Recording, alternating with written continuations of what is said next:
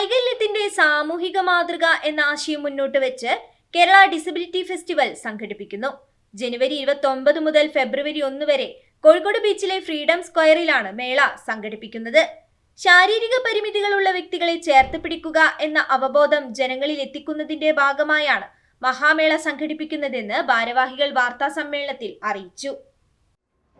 സമൂഹം കരുതി പോന്നിരുന്ന ഒരു കാഴ്ചപ്പാടിൽ നിന്ന് ഏത് രീതിയിലാണ് ഡിസബിലിറ്റിയോടുള്ള നമ്മുടെ സമീപനം മാറേണ്ടതെന്നും അല്ലെങ്കിൽ പുതിയ ഒരു കാലത്ത് പുതിയ ഒരു കാഴ്ചപ്പാടിൽ എങ്ങനെയാണ് അത് രൂപപ്പെടേണ്ടതെന്നും ആലോചിക്കുന്നതിന് വേണ്ടി, അത് പൊതുസമൂഹത്തിൻ്റെ ശ്രദ്ധയിലേക്ക് കൊണ്ടുവരുന്നതിന് വേണ്ടി, അതിലൂടെ വലിയ ഒരു മാറ്റം സാധ്യമാവുമെന്ന പ്രതീക്ഷയോടുകൂടി നടത്തുന്ന ഒരു ഫെസ്റ്റിവലാണ് കേരള ഡിസബിലിറ്റി ഫെസ്റ്റിവൽ.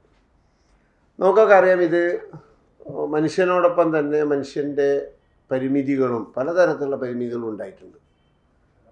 ഓരോ കാലത്തുള്ള നമ്മുടെ സാമൂഹ്യ ബോധത്തിൻ്റെ, സാംസ്കാരിക ബോധത്തിൻ്റെ, വിദ്യാഭ്യാസത്തിൻ്റെ, രാഷ്ട്രീയ കാഴ്ചപ്പാടിൻ്റെ ഒക്കെ അടിസ്ഥാനത്തിലാണ്, നമ്മുടെ സമൂഹം നേടുന്ന വളർച്ചയുടെ അടിസ്ഥാനത്തിലാണ് നമ്മൾ ഓരോ അവസ്ഥകളോടും പ്രതികരിക്കുകയും നമ്മുടെ നയങ്ങൾ, നമ്മുടെ സംവിധാനങ്ങൾ രൂപപ്പെടുത്തിയെടുക്കുകയും ചെയ്തിട്ടുള്ളത്.